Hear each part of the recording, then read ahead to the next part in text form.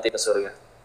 Karena kadang-kadang ya, halusnya tipu daya syaitan itu, makin kita ngerasa gede suatu amalan sehingga akhirnya ngerasa ini amalan andalan, bisa jadi malah ngerasa bahwa di sisi Allah bahwa di sisi Allah itu malah yang nggak ada artinya, ya, nggak ada artinya. Makanya kalau di dalam kitab lain, contoh tadi Al-Hikam, Syekh Ibnu Athaillah As-Sakandari, beliau menasehati justru amalan yang paling engkau tidak merasa bahwa amalan itu besar, bisa jadi itu yang menyelamatkan kamu, ya. Karena biasanya yang kita ngerasanya kecil itu kan paling ikhlas. Contoh, pas kita keluarin duit 1000-an koin, ya, kadang kita sadar nggak kehilangan uang 1000 itu pun, baik disedekahin atau tidak disedekahin, nggak sedih sama sekali. Pernah dengar tidak ciri ikhlas itu? Pernah ada yang memberikan analogi seperti ini, ya. Jadi kalau misalkan ngelakuin amalan yang benar-benar ikhlas itu, katanya mohon maaf, kayak kamu buang air, ya. Kamu buang air ke toilet, mohon maaf, jongkok, dibuang, disiram. Ketika keluar, sedih nggak habis kehilangan yang tadi dibuang? Enggak kan? Kudu seikhlas, ikhlas kan kayak gitu kan. Tapi kalau misalkan coba lihat ya, udah nolongin orang, orangnya rese, kamu nggak inget dulu saya yang tolong, tuh ya, punten. Dan hati-hati menyebut-nyebut perbuatan, koreksi kalau saya salah ya, di Al-Baqarah 264 itu dihilangkan sebagaimana ada pasir di atas batu lalu dihujani sehingga akhirnya bersih kembali itu pasirnya dari atas batu karena tersapu oleh hujan, tidak tersisa sama sekali kalau menyebut-nyebutkan suatu amalan, ya. Karena hati-hati ya dalam melakukan suatu amalan itu lillahi ta'ala. Ingat bagaimana Imam At-Tirmidzi meninggal dalam keadaan buta, perawi hadis. Kita sering dengar HR Tirmidzi. Kenapa beliau buta? Karena di usia senjanya terlalu banyak menangis. Apa yang beliau tangisi? Takut pulang ke hadapan Allah, takut bekalnya nggak cukup. Kalau saya ada di situ, saya bilang, punten wahai imam, kurang belah mananya. Hafal Quran iya, merawi hadis iya, ya. Coba sekarang kalau ada orang baca hadis riwayat Tirmizi, lalu orang tersebut ngamalin isi hadis tersebut, pahalanya ngalir nggak ke Imam Tirmizi? Ngalir pasti. Coba ya. Tapi ngerasa takut bekalnya nggak cukup, nangis sampai buta, itu gimana ceritanya? Ya. Umar bin Khattab radhiyallahu anhu, ada ranting diambil, diajak ngobrol, wahai ranting, enak ya menjadi kamu, kalau bahasa umumnya seperti itu. Lalu ditanya, wahai Amirul Mukminin, kenapa enak menjadi ranting? Ranting ini tidak akan dihisap oleh Tuhannya. Sedangkan aku Umar, setiap perbuatanku ada pertanggungjawabannya di sisi Allah. Ya. Bahkan beliau menambahkan, kalau sekiranya seluruh umatnya Muhammad SAW seluruhnya masuk surga kecuali satu orang saja, aku yakin pasti aku satu orang yang gagal ke surga tersebut. Umar loh itu, ya. Ini gimana ceritanya ya? Sedangkan beliau termasuk dari 10 sahabat yang dijamin surganya. Nabi menyebutkan bahwa kalau aku bukan nabi terakhir, harus ada nabi lagi setelah aku, orangnya pasti Umar. Tapi bisa segitunya. Bahkan di kitab Fadilah Amal ada kisah pendek yang menceritakan suatu ketika Madinah waktu itu kedatangan impor minyak kasturi, parfum, ya. Karena bentuknya besar, galonnya besar, maka dibagikan kecil-kecil untuk dibagikan ke masyarakat. Jadi mesti dipindahin dong, dituang-tuangin ke wadah yang lebih kecil. Beliau minta tolong orang-orang untuk melakukan itu. Ada yang nyeletuk nanya, kenapa engkau tidak melakukan sendiri, ikut bantuin? Apa kata Sayyidina Umar ketika itu? Aku takut jika menyentuh botol tersebut, ada sisa parfum yang melekat di tanganku, lalu ku basuh ke bajuku, lalu aku menghirup sesuatu yang bukan hakku. Coba segitu ngejaganya gitu, yang bukan haknya tuh nggak mau sama sekali, ya. Kalau misalkan derajatnya diangkat semulia itu wajar ya, benar-benar lillahi ta'ala. Abu Bakar As-Siddiq radhiyallahu anhu, beliau ketika diminta akhirnya dibaiat menjadi pemimpin selepas Nabi, Kan beliau izin kepada para sahabat, boleh nggak aku teh masih punya anak cucu, boleh nggak sambil jualan, ya. Maka kata sahabat yang lain, atau gimana ngurus pemerintahan dan Islam sudah besar di kala itu, mahnya sambil jualan di pasar, ya. Akhirnya diberilah solusi, bagaimana kalau dapat gaji dari, ibarat dapat gaji dari negara, ya. Diputuskanlah beliau itu mendapat 1 hari itu setengah ekor kambing. Ucapan asli atau palsu? Aspal ya. Tapi kadang senang kita, bisa aja nih gocap gitu ya. Udah gitu pas lagi sendirian di toilet ngaca, iya juga ya. Ya, insyaallah. Tolong jelaskan secara medis belah mana masuk akalnya manusia tambah muda setiap hari. Percaya kita. Hati-hati dengan pujian ya. Kadang lebih menggelincirkan pujian daripada cacian. Cacian yang membuat kita bangkit dan sadar diri jauh lebih menyelamatkan daripada pujian yang membuat kita terlena.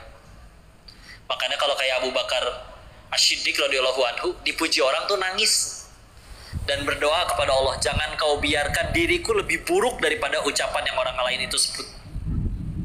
Ya. Karena orang-orang yang sudah ngamalin itu tuh, ketika ada orang yang memuji, ih meni pinter ya si iya mah soleha, apal 30 juz, dia tahu dirinya belum apal 30 juz, malu nangis. Maka ngejar, ya Allah aku pengen apal 30 juz, minta tolong ke Allah. Bukan supaya dipuji orang itu lagi, enggak, bukan, tapi takut, malu. Karena Allah menutupi aib diri kita sampai kita dipuji segitunya sama orang, padahal Allah tahu aslinya kita tuh kayak gimana. Ya. Bukankah malu itu sebagian dari iman? Iya. Sampai kayak begitu. Ya. Ngejaga benar-benar Masya Allah. Masya Allah ya. Hati-hati dengan pujian ya. Apalagi suka ada udang di balik bakwan, betul? Ingat kalau suka dipuji, ibu awet muda ya. Itu biasa aja, aku udah begini loh kok. Ini mulai ada kerutannya loh, Masya Allah. Dipakein solasi bantai ya, biar enggak ini. Masya Allah. Ibu emang usianya berapa sih, Bu? Aku udah 42 tahu kok. Kayak 41,5 ya sih. Angger ya. Lumayan ya. Setengah juga lah. Tapi gitu ya. Dan ternyata itu hanya mukodimah untuk bisikan maut. Bisikannya adalah, Mbak, ada gopay dulu nggak, Bu? Minjem duit ternyata ya. Nggak lah, Bu, tenang aja. Terus ikhlasin amal. Dan kita butuh ridha Allah. Untuk mengundang ridha Allah kita terus-menerus beramal. Beramal untuk menentukan tadi, mudah-mudahan kalau Allah izinkan kita ke surga, mudah-mudahan tambah tinggi derajatnya. Tapi yang paling penting di atas itu semua adalah semuanya tadi jadi amal soleh, Allah terima ya, itu jauh lebih berharga. Tadi semua sudah sepakat menjawab lebih milih pahala daripada pujian makhluk, padahal seumur hidup belum pernah lihat bentuk pahala itu kayak gimana ya. Sedangkan ngerasain pujian makhluk sudah pernah ngerasain, pernah ada orang memuji ya dan membuat terlena. Tapi tetap kalau sudah iman yang jawab, pasti ngejarnya yang Allah suka, bukan yang kita suka. Bener, akan kecewa ya. Maka sekali lagi ya, itu bicara tentang amalan. Hati-hati dalam beramal, karena sekali lagi itu menentukan nanti semua yang udah kita dapati, pelajari, yaitu jadi kebaikan atau enggaknya setelah diamalin ya. Cuman ya gitulah ya, renungannya tuh dulu suka ngerenung kayak gini, ya Allah, ketika akhirnya terus menerus ngaji, menyadari ilmu teh luas pisan. Dari sekian banyak ilmu, kalaupun punya waktu untuk mempelajari semua, belum tentu punya cukup waktu untuk mengamalkannya. Kalaupun akhirnya punya waktu untuk mengamalkannya, belum tentu punya cukup waktu untuk mendakwahkannya. Kalaupun akhirnya punya waktu untuk cukup mendakwahkan semuanya, belum tentu punya cukup waktu untuk belum tentu amalan tersebut semuanya diterima sama Allah. Repot ya jadi manusia. Kan ya, maha baiknya Allah mah enggak. Kamu mau diuji dengan cara apa aja, yang penting Allah ridho. Silah sing husnul khotimah. Ya. Gimana cara terbaik untuk husnul khotimah? istirahat cenahnya, istiqomahnya istirahat. Cara terbaik dengan Rasulullah beristirahat kok. Ini keren ya. Istiqomah ya. Istiqomah dari kata ista itu upaya sebetulnya, komah itu tegak. Jadi kayak istighfar dari kata ista dan gofar ampunan, upaya untuk mendapatkan ampunan dari Allah. Istiqomah apa? Upaya untuk menegakkan, komah kan tegak ya. Apa yang ditegakkan? Ya itu syariat Allah. Dan karena dirahasiakan kapan? Kan rahasia maut itu kan 3 ya. Waktunya, tempatnya, caranya. Ulangi. Waktunya, tempatnya, caranya. Karena rahasia, jadi kan standby kan? Ibarat seperti itu. Sungguh enak kalau misalkan udah keluar boarding passnya, misalkan ya jam segini, tanggal segini, ya. Tapi karena tidak tahu ya udah istiqomah. Dan ingat, istiqomah itu bukan bicara mati karena apa, tapi bicara mati sedang apa. Beda tidak? Kok matinya karena COVID, tapi sedang sujud terakhir, husnul khotimah insyaallah. Kok matinya di masjid, kerennya si Eta, tapi lagi nyolong speaker jatuh ketiban. Berarti ya udah nggak jadi husnul khotimah, ya. Dan karena kita tidak tahu ya udah terus menerus. Tapi yuk direnungin. Tahu nggak? Bahkan salah satu cara untuk ngecek keimanan kita, bagi orang beriman, ini kata kitab Al-Hikam juga, Syekh Ibnu Taimiyah As-Sakandari mengingatkan, bagi orang beriman itu dia menganggap dosa sekecil apapun seperti ada gunung yang akan jatuh menimpanya. Takut, benar-benar dijaga. Tapi kalau misalkan orang yang sudah mati hatinya, itu dia dosa sebesar apapun hanya seperti ada lalat yang berterbangan di hidungnya. Itu doang. Beliau kasih pengibaratannya seperti itu. Di penjelasan yang lain disebutkan ciri matinya hati ada 2 katanya. Yang pertama, menganggap remeh, malas ibadah ya, sudah mulai malas ibadah. Ya. Nggak ada halangan, nggak. Lagi rebahan, santai gitu. Azan mah udah azan. Tapi kan zuhur masih bisa 2:30 ya. Nanggung misalkan, pengen ngapain gitu ya. Hati-hati, itu tanda hati kita mulai mati. Ciri yang kedua, tanda yang kedua adalah perasaan. Kalau tadi malas beribadah, kalau yang kedua adalah meremehkan dosa. Apa? Meremehkan dosa. Kan cuman gandengan, kan cuman chatting-chattingan, nggak nyampe berzina dan lain-lain. Naudzubillah, ya, nggak seperti itu. Ya. Jadi kalau kita pengen ngecek, kan kita selama ini ngaji nih ceritanya, ngaji, tiap hari sholat, tiap hari baca Quran, pengen dong imannya tambah naik. Ngeceknya gimana? Salah satu caranya tadi, lihat hati kita mati nggak? Ya. Kalau misalnya hati itu udah tadi tanda, bukan mati sih ya, lebih tepatnya tanda kerasnya hati. Hati itu menjadi keras tadi, ngeremehin dosa dan juga malas untuk beribadah. Ya. Nah itu dicek di situ ya. Maka yuk untuk benar-benar tetap terus hidup. Ngejaganya gimana kok? Salah satu yang bisa dilakuin, yuk coba untuk wisata rohani. Kemana wisata rohaninya? Ke kuburan. Ya kajian boleh ya. Tapi kadang bisa lebih kena kayak gitu. Ke kuburan, melihat ya Allah, dia dulu lebih kaya, lebih rupawan, dikubur juga.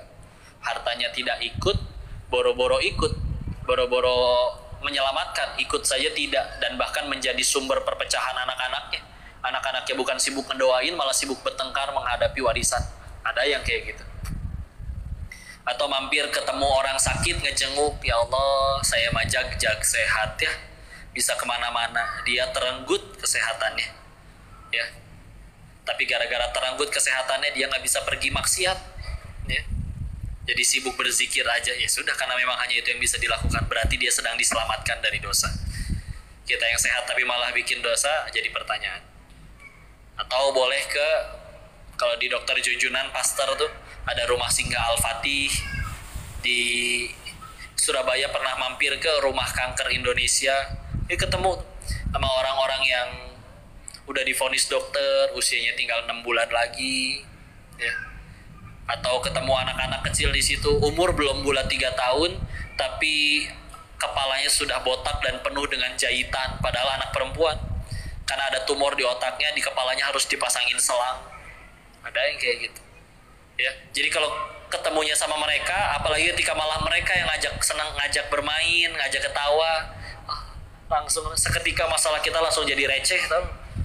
Ya Allah, sebelum ini nangis gara-gara nggak beli handphone baru, sebelum ini nangis gara-gara misalkan yang anak laki-laki main game kalah melulu banting handphone, enggak, ya.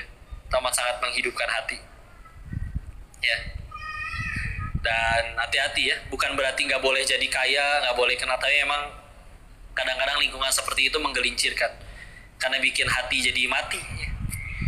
Bahkan salah satu cara dari guru kami Ustadz Budi Ashari, beliau ngelihat kalau pengen ngecek hati kamu gampang katanya, pergi aja ke mall. Jadi ke mall Ustadz? Iya, lihat, pergi di mall. Kalau di mall kamu merasa pas pulang gitu ya, ngerasa aduh barang itu tuh kepikiran bener-bener gitu ya, bisa jadi itu.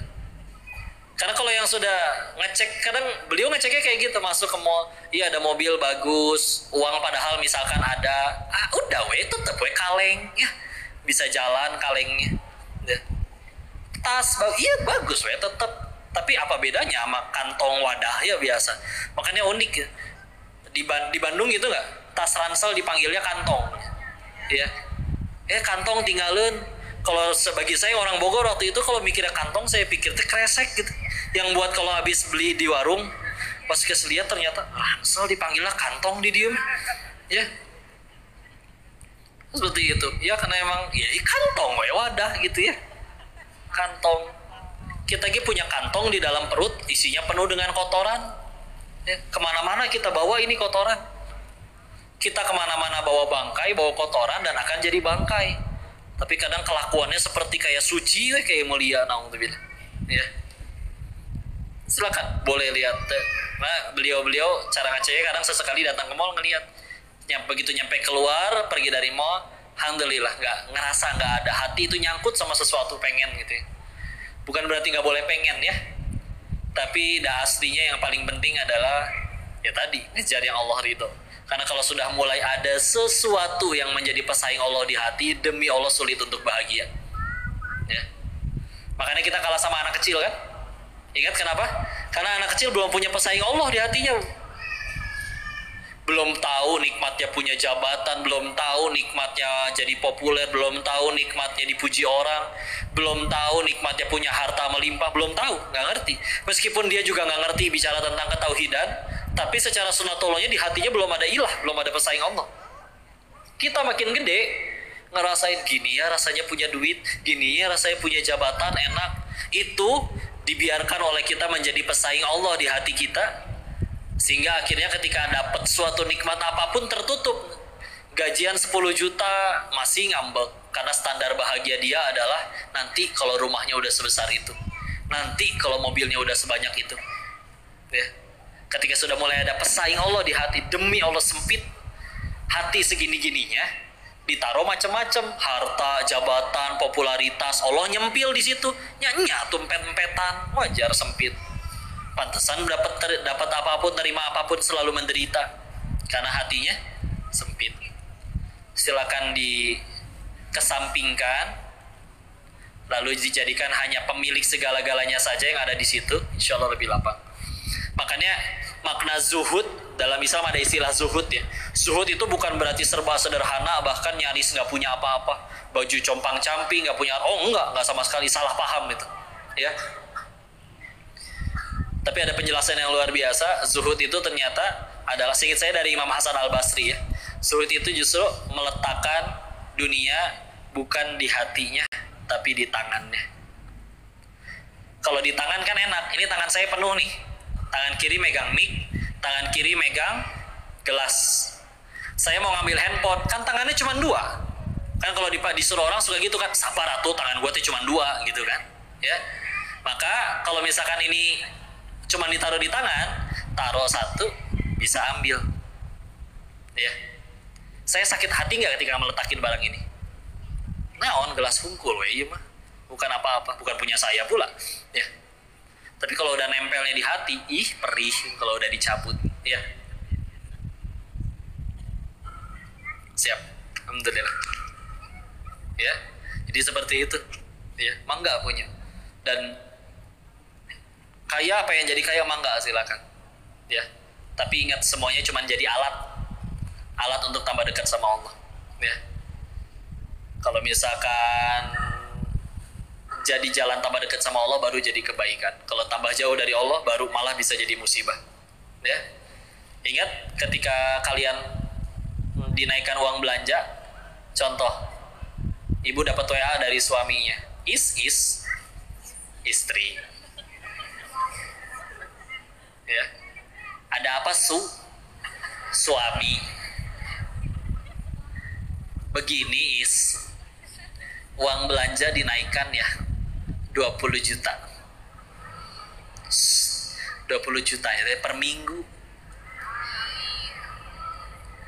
Mudah kan nyenengin wanita, dikasih khayalan pun mereka bahagia.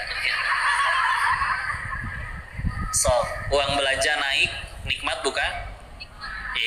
Ujian. Kapan bisa jadi nikmat? Kalau bisa jadi jalan tambah dekat sama Allah, tambah banyak sedekahnya, tambah banyak wakafnya, baru jadi nikmat. Coba kalau uangnya tambah banyak tapi dipakai maksiat, nikmat atau musibah? Musibah. Ada orang bisa nggak jadi maksiat tuh karena nggak punya duit. Kalau punya duit malah jadi maksiat, berarti musibah. Berarti nggak punya duitnya kita bisa jadi pertolongan dari Allah, ya. Jadi gitu ya ngelihatnya. Jadi sekarang kalau ngelihat sesuatu tuh gampang, bukan masalah aku suka atau tidak, tapi lihat salah Allah suka atau tidak. Setiap kali nerima sesuatu yang dipikirin adalah gimana caranya gara-gara ini saya tambah dekat sama Allah. Udah gitu doang, ya. Baru itu beneran jadi nikmat, ya. Meskipun begitu juga sebaliknya, meskipun nggak enak, yang udah menikah misalkan suaminya selingkuh, sakit hati, nggak apa-apa, manusiawi, wajar. Tapi kalau gara-gara itu dia jadikan jalan tambah dekat sama Allah, nggak lari malah maksiat, tapi malah lari ke tahajud, lari ke baca Quran, punten, bisa jadi dia lebih terjamin surganya daripada yang istrinya, daripada yang pasangannya tidak selingkuh, ya. Meskipun yang suaminya udah nggak selingkuh, nggak usah disuruh selingkuh juga. Selingkuh dong, biasanya dapat penggugur dosa, bukan, ya. Nggak gitu konsepnya, bos, ya. Kayak gitulah ya. Semua baru jadi nikmat kalau jadi jalan tambah dekat sama Allah. Ya, kalau ditanya siapa manusia yang paling beruntung, dia yang bisa menjadikan apapun yang terjadi dalam hidupnya jadi jalan tambah dekat sama Allah. Dapat musibah dia jadiin jadi tambah dekat sama Allah. Dapat nikmat dia tahu cuma titipan, diarahin jadi tambah dekat sama Allah. Semuanya jadi jalan tambah dekat sama Allah. Meninggal demi Allah dia yang paling beruntung. Daripada seumur hidup seluruh keinginan dikabul tapi tambah jauh dari Allah. Demi Allah bahaya, ya. Sepakat? Alhamdulillah, ya. Ini diminta, habis ini kita sunduk dulu, tanya jawab dulu. Ini tulisannya apa sih? Seb ya? Sunduk dulu aja ya. Foto. Sambil sholawatan. Sudah mulai siap timnya? Saya sambil izin minum dulu.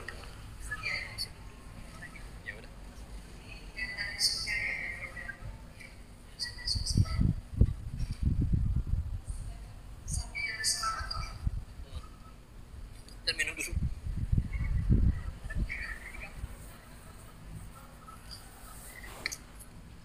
Sudah siap timnya, dan sambil salawatan ya.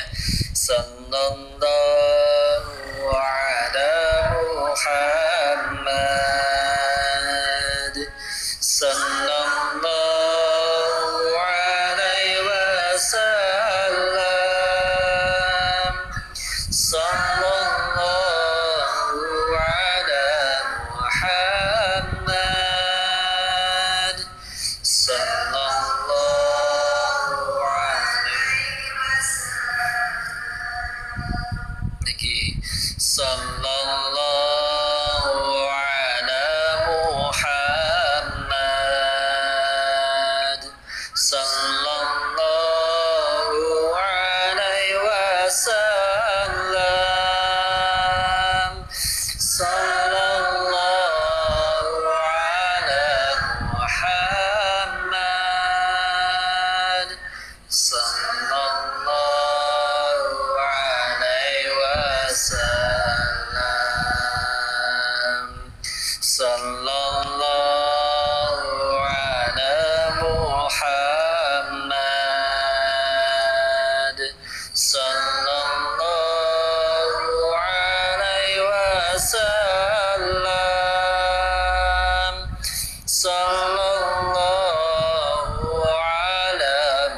Muhammad sallallahu alaihi wasallam. Istighfar juga ya. Astaghfirullah Rabbal baraya. Astaghfirullah minal khataya. Astaghfirullah Rabbal baraya. Astaghfirullah minal khataya. Rabbi zidni ilman nafi'a wa wafiqli amalan maqbula wa wahabli rizqan wasi'a wa tub alayya taubatan nasuha wa tub alayna taubatan nasuha. Astaghfirullah Rabbal baraya. Astaghfirullah minal khataya. Astaghfirullah Rabbal baraya. Astaghfirullah minal khataya.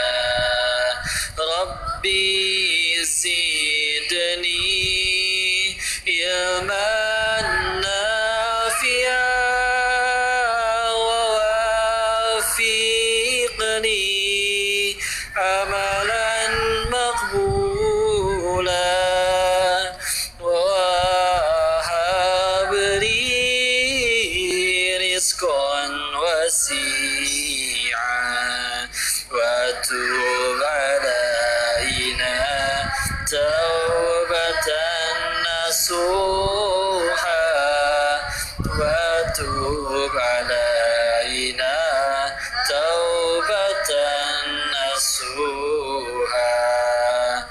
Astaghfirullah Rabbal baraya. Astaghfirullah minal khataya. Astaghfirullah Rabbal baraya. Astaghfirullah minal khataya. Sudah? Waalaikumsalam warahmatullahi wabarakatuh.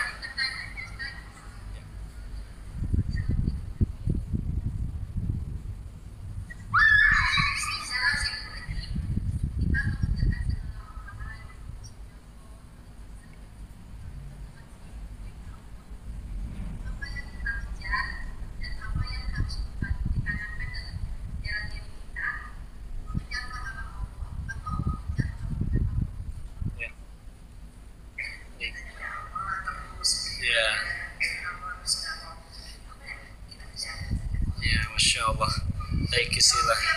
Ya, satu-satu ya, misi hilang. Masya Allah. Apa yang kita kejar? Dan selama ini kita udah sholat, udah beramal, udah puasa, udah sedekah, dan yang lain-lain semuanya ya. Apa nih yang dikejar? Pahala dari Allah, atau ampunan dari Allah, atau apa? Ya.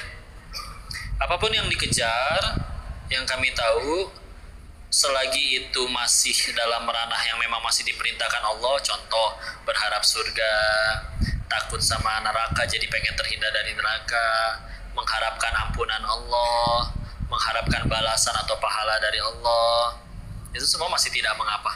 Yang penting tujuannya satu aja, tambah dekat sama Allah, ya.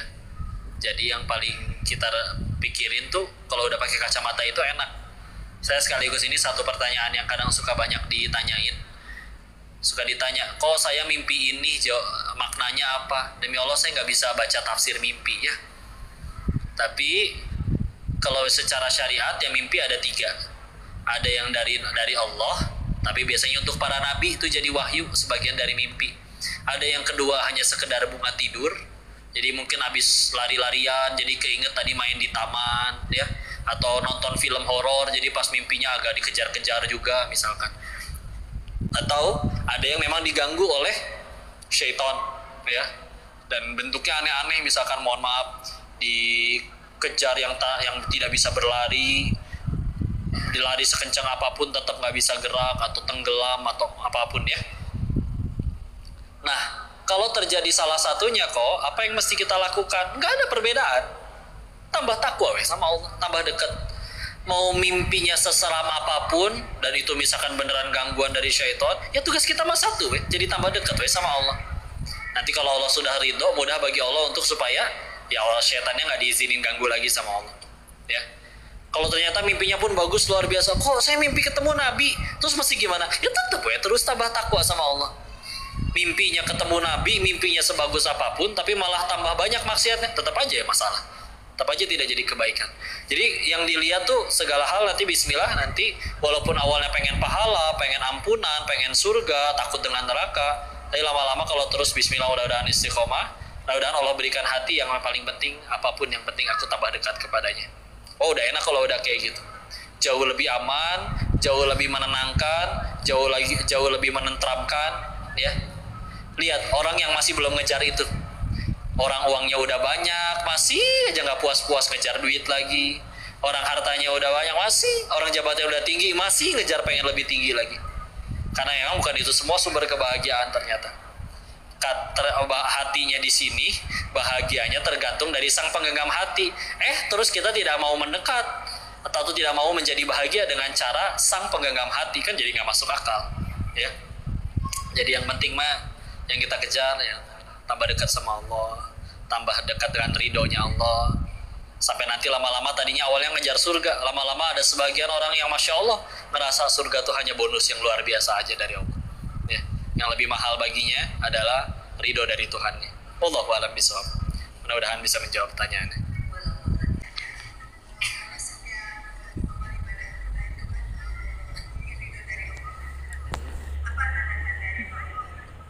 Baik, sih. Baik. Apa tanda kita kan tadi katanya beribadah ngejar Allahnya ridho ya. Apa tanda Allah ridho dengan itu semua ya, dengan kita? Pernah ditanyakan kepada sebagian guru kami izin kutipkan ya. Salah satu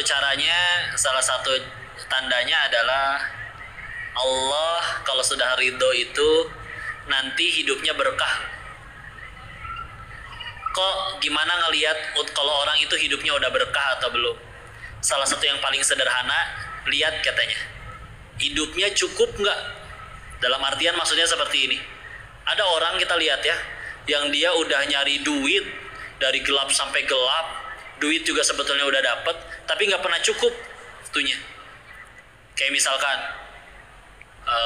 nggak ada waktu buat keluarga, nggak ada waktu buat anak istri dan yang lain-lain, boro-boro, apalagi bahkan nggak ada waktu untuk menuntut ilmu. Karena yang memberikan jawaban ini salah seorang guru kami di Bogor, Ustaz Samsam Nur Hidayat, beliau bilang cirinya adalah tadi Allah berkahi waktunya sehingga beliau itu masya Allah hidupnya manfaat. Beliau bangun selalu sudah dari sebelum subuh, jadi ada waktu untuk berduaan dengan Allah, bertahajud. Lalu sholat subuhnya jelas berjamaah tepat waktu di masjid ya. Beres subuh nggak tidur lagi. Biasanya beliau ngaji, baik beliau yang mengajar atau beliau ikut kajian, ikut ngajar, ikut suatu kajian ilmu. Kalau nggak baca kitab.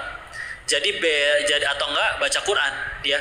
Jadi keluar dari rumah itu jam 7 pagi atau setengah 7 sudah dalam keadaan udah tahajud, udah baca Al-Quran, kadang bisa sampai 1 juz, udah ngaji, bahkan sudah mengajar. Maka jam 7 sampai siangnya ngajar beliau untuk penghidupan dunianya, dan tiap bulan dapat gaji yang cukup, nggak pernah kurang dari ngajarnya. Walaupun gaji guru di Indonesia kita tahu tidak miliaran, tidak kayak gimana-gimana, ya. Dan setiap kali ada jeda ngajar, ada waktu beliau untuk duha. Beres sholat zuhur, kadang sudah ada cukup waktunya untuk pulang. Bisa nemenin istrinya, bisa jemput anak-anaknya, sorenya main dengan anak-anaknya, malamnya kalau nggak ada kajian bisa birrul walidain. Waktunya sama-sama 24 jam, tapi cukup buat semua-mua, ya. Sedangkan ada orang yang waktunya sama 24 jam, kadang nggak ada waktu ke orang tua, istri nggak kebagian waktu, anaknya tumbuh besar tanpa perhatian dari dirinya, ya. Boro-boro waktu nuntut ilmu, boro-boro waktu untuk ibadah. Duitnya mah ada padahal, tapi dibikin oleh Allah nggak pernah merasa cukup. Pengen lagi. Akhirnya kebeli barang pun ada, udah banyak uangnya, kebeli villa. Yang nikmatin si mamang sama si bibi. Berenang bebas setiap hari di kolam, ya. Yang punyanya mah belum tentu datang tiap bulan atau tiap tahun. Mau diaku nggak bisa, takut ketangkap KPK, repot. Dan yang paling repot dihisap. Si mamang sama bibi tiap bulan dapat gaji tanpa pernah dihisap, ya. Salah satunya, ya. Atau juga ada nasihat seperti ini dari hadis dari Muawiyah bin Abi Sufyan, man yuridillahu bihi khairan yufaqihu fid din. Barang siapa Allah inginkan kebaikan bagi dirinya, Allah pahamkan dia kepada agama, ya. Kita lihat perasaan orang itu ada lebih sering ngaji daripada kita, lebih lama bahkan ngajinya, dan bahkan udah sering dengar, nggak ingat-ingat ya, pohon di wae, ya. Giliran kenapa ya, misalkan entah orang itu atau mungkin diri kita coba untuk ngerasa, loh, udah apa, loh kok lebih cepat paham, loh kok lebih cepat mengerti. Karena kalau orang udah ingin kepada kebaikan, Allah fahamkan dia kepada agama. Yang dengan dia paham kepada agamanya itu menyelamatkan dia. Oh ini nggak boleh, oh ini tidak dia lakukan, oh ini harus dilakukan, oh ini sunnah yang dia untuk dilakukan. Jadi tahu, ya. Ada lagi surat 29 Al-Ankabut surat 45, surat 29 Al-Ankabut ayat 45-nya. Ya, inna sholata tanha anil fahsya'i wal munkar. Walaupun itu tentang sholat, ya. Tapi kalau misalkan ibadahnya benar, Allah sudah berkahi hidupnya, akan dia dibuat jadi malu, bahkan nggak mau, bahkan geli, bahkan jijik dengan perbuatan keji dan munkar, nggak mau. Mudah untuk meninggalkan kemaksiatannya. Perasaan dulu berat untuk meninggalkan godaan pengen maksiat itu, sekarang kok lebih mudah. Dan juga yang terakhir, dimudahkan oleh Allah untuk beramal soleh. Perasaan dulu berusaha bangun subuh aja setengah mati, susah luar biasa. Sekarang lupa pasang alarm, dia tetap bangun. Allah mudahkan, ya. Itu tanda keridhaan Allah. Sebagian, ya, dari sekian banyak. Semoga itu semua ada pada diri kita semua, ya. Wallahu a'lam bishawab. Mudah-mudahan bisa menjawab pertanyaan. Bismillah, mohon ridhonya kita tundukkan hati dan kepala kita sejenak bermunajat insyaallah, ya. A'udzubillahi minasyaitonirrajim. Bismillahirrahmanirrahim. Allahumma salli ala sayyidina wa habibina wa syafiina wa maulana Muhammad wa sallim radhiyallahu tabaraka ta'ala an kulli sahabati rasulillahi ajma'in. Bismillahirrahmanirrahim. Hamdan syakirin, hamdan na'imin, hamdan yuwafi ni'amahu wa yukafi mazidah. Ya Rabbana lakal hamdu kama yanbaghi li jalali wajhikal karim wa azimi sultanik. Allahumma salli ala sayyidina Muhammad wa ala ali sayyidina Muhammad. La ilaha illa anta subhanaka inni kuntu minal zalimin. Allahumma ighfir lil muslimina wal muslimat wal mu'minina wal mu'minat al ahya'i minhum wal amwat. Allahumma ighfir lana wa li walidina warhamhum kama rabbawna shighara. Ya muqallibal qulub tsabbit qulubana ala dinik. Allahumma a'inna ala dzikrika wa syukrika wa husni ibadatik. Ya Allah, berkahi majelis ini, ya Allah. Berkahi siapapun yang hadir. Jadikan kami pulang dari majelis ini dalam keadaan seluruh dosa kami telah Engkau ampuni, ya Allah. Jadikan kami pulang dari majelis ini dalam keadaan amalan kami diterima oleh-Mu, ya Allah. Jadikan sisa usia kami hanya mengejar ridho-Mu. Dekatkanlah kami selalu dengan orang, teman, sahabat, guru, ilmu yang membuat kami tambah dekat dengan ridho-Mu, ya Allah. Jauhkanlah kami dari segala hal yang membuat kami lalai dari mengingat-Mu, ya Allah. Ya Allah, ampuni segala kesalahan kami, ya Allah. Baik yang terang-terangan maupun sembunyi-sembunyi. Baik yang disengaja maupun tidak disengaja. Baik yang telah lalu maupun baru akan terjadi, ya Allah.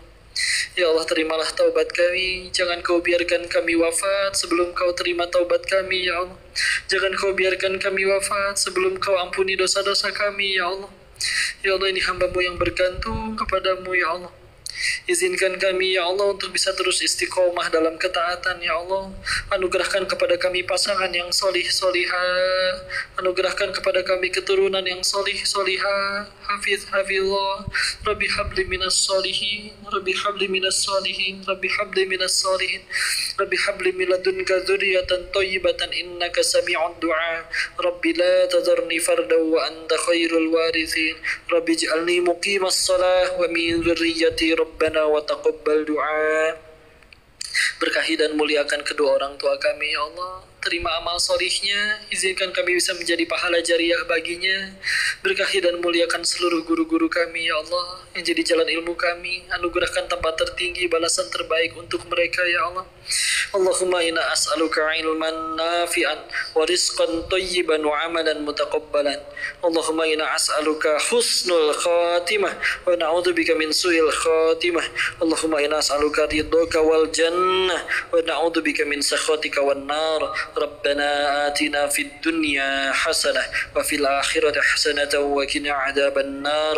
Subhana rabbika rabbil izzati amma yasifun. Wassalamun alal mursalin walhamdulillahi rabbil alamin. Alhamdulillah, jazakumullahu khairan katsiran ayah, ibu, akang, teteh yang dirahmati Allah. Terima kasih waktu dan kesempatannya. Saya mohon maaf lahir batin jika ada kesalahan, seluruhnya murni dari diri ini. Jika ada kebaikan pasti dari Allah dan kita bersyukur kepadanya. Semoga bermanfaat. Barakallahu fikum. Wabillahi taufiq wal hidayah. Assalamualaikum warahmatullahi wabarakatuh.